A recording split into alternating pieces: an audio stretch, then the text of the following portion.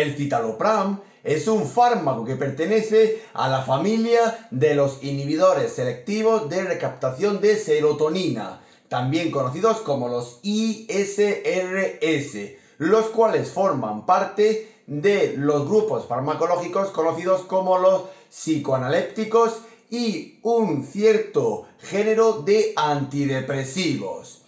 Aquí podemos encontrar la estructura y conformación química del citalopram, donde encontramos la presencia de multitud de anillos aromáticos, la característica más principal con la presencia de un átomo de flúor y también la presencia de un triple enlace en un radical terminal de tipo nitrógeno.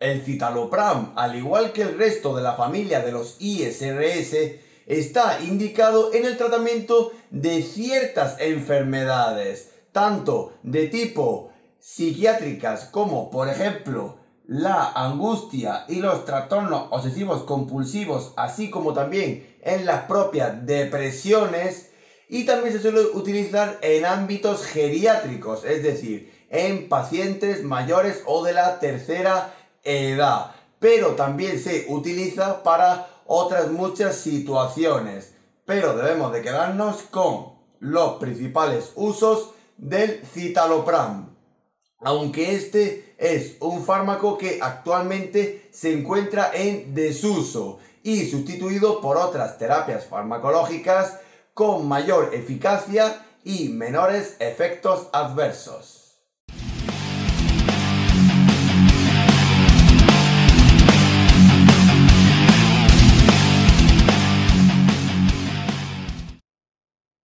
El citalopram está totalmente contraindicado en la propia alergia al fármaco y a cualquier medicamento derivado de la molécula esencial de los inhibidores selectivos de recaptación de serotonina.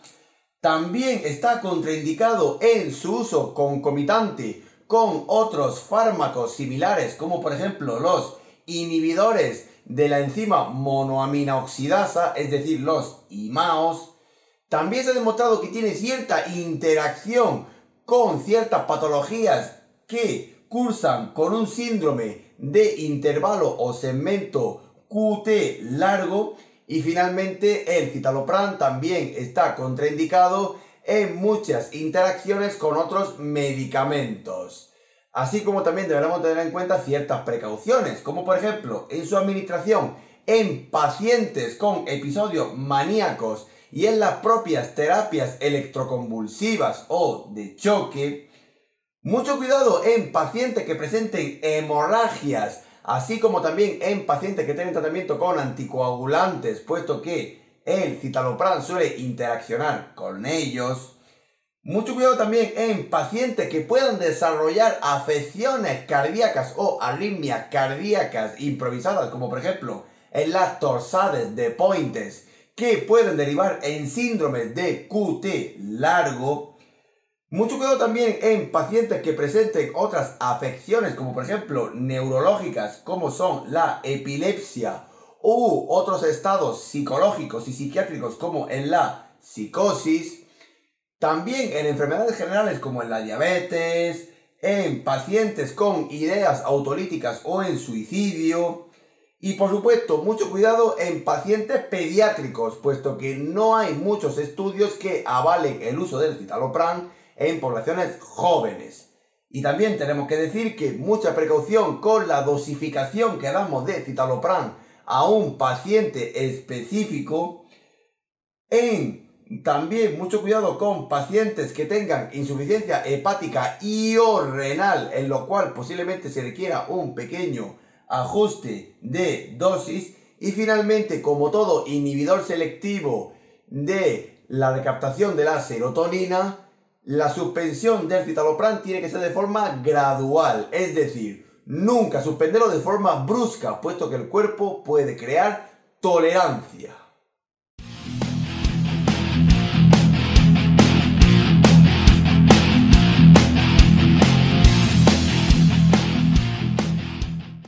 el mecanismo de acción del citalopram es absolutamente idéntico que el de cualquier ISRS, es decir, aumentar la concentración del neurotransmisor 5-hidroxitriptamina, también conocido como serotonina, es decir, bloqueando los receptores que recaptan la serotonina de los espacios sinápticos. Se aumenta la concentración de ese neurotransmisor y se consigue una mejoría del estado anímico y emocional.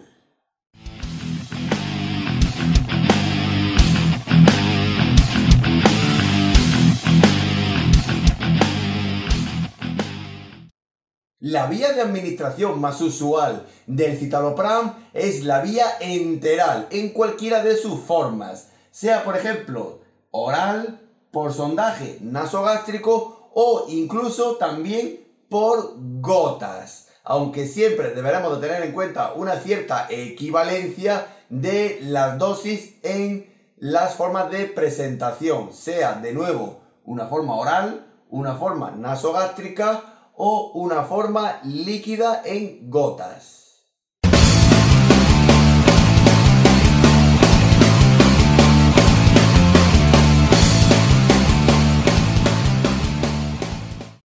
La posología más habitual del citalopram suele estar condicionada por la enfermedad o patología que presenta el paciente, así como también la evolución que se prevé de la misma tanto a corto como a largo plazo.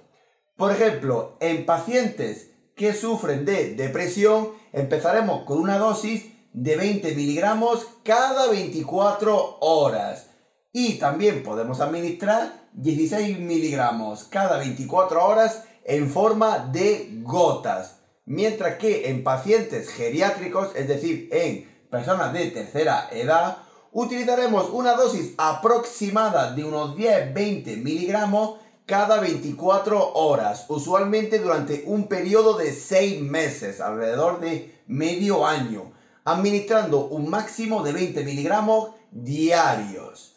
Si nos vamos a afecciones como por ejemplo en la angustia, utilizaremos una dosis mínima de comienzo de 10 miligramos diarios, lo cual también se traduce a unos 8 miligramos diarios en forma de gotas. Y de nuevo, en pacientes mayores en la tercera edad, utilizaremos una dosis de 10 miligramos diarios que podremos aumentar a 20 miligramos, siempre administrando un máximo de 20 miligramos diarios. Y finalmente, en los trastornos obsesivos compulsivos y en las fobias, podemos utilizar 20 miligramos diarios o su equivalencia de 16 miligramos cada 24 horas en forma de gotas, aumentando esa dosis si fuera necesario a 40 miligramos diarios. Y en poblaciones pediátricas, aunque no está del todo establecido su uso por seguridad y falta de evidencia clínica, utilizaríamos una dosis aproximada de 0,4 miligramos por kilogramo cada 24 horas.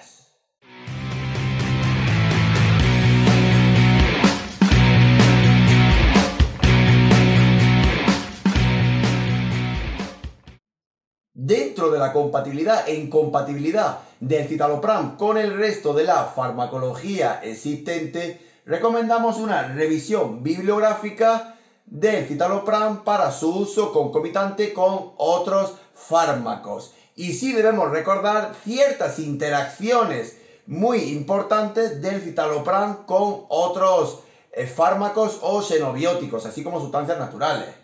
Por ejemplo, puede haber un aumento de la toxicidad y concentración del citalopram si se administra con fármacos como por ejemplo el litio en ciertas afecciones psiquiátricas como por ejemplo en las manías y en los trastornos bipolares, y en pacientes que estén en tratamiento con triptófano, el cual suele ser uno de los precursores naturales del neurotransmisor 5-hidroxitriptamina, es decir, la serotonina. Por supuesto, al igual que todos los ISRS, no se mezclará el citalopram con el alcohol ni derivados. Por supuesto, también tiene interacción con otros fármacos similares, como por ejemplo los antidepresivos, especialmente los de tipo tricíclicos, y con algunos neurolépticos. Y también debemos recordar que el citalopram tiene interacción con los anticoagulantes orales, donde puede haber un aumento del riesgo de hemorragias, y con algunos analgésicos, como por ejemplo del tipo no esteroideos.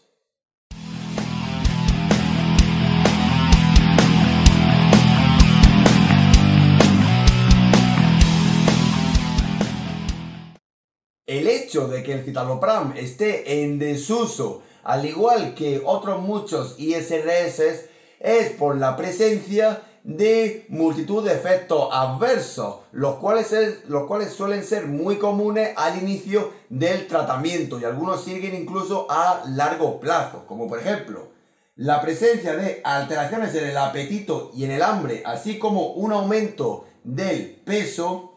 Puede haber estados de agitación y ansiedad, así como por ejemplo alteraciones del sueño, insomnio o de la propia atención. Puede haber apatía, de nuevo insomnio y temblor, así como la presencia de migrañas y dolor de cabeza intenso.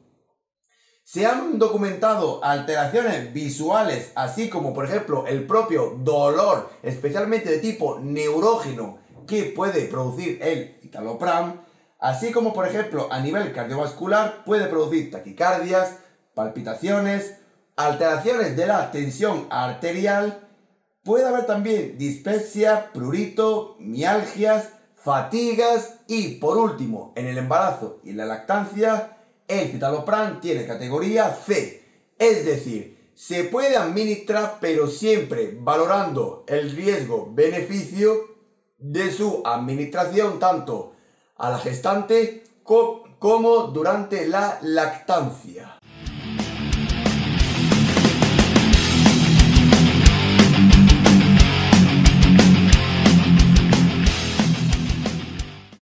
Finalmente nos queda decir que el citalopram es un fármaco no dializable. Se ha demostrado que no se elimina por las técnicas continuas y actuales de reemplazo renal y no suele requerir un ajuste de dosis. Pero, por ejemplo, en poblaciones mayores, en poblaciones pediátricas, siempre se recomienda comenzar con la dosis mínima efectiva.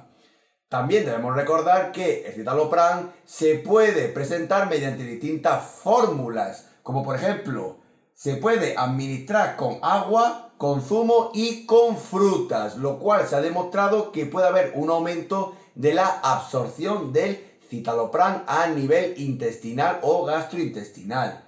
También tenemos que decir que el citalopram es un fármaco fotosensible, es decir, hay que protegerlo durante su exposición a la luz. Y finalmente tenemos que decir que el citalopram, al igual que todos los ISRS, es un fármaco que afecta a la función cerebral, a la función nerviosa. Por eso, mucho cuidado en su administración en pacientes que estén a cargo de maquinaria pesada o maquinaria técnica, así como también, por ejemplo, en la propia conducción.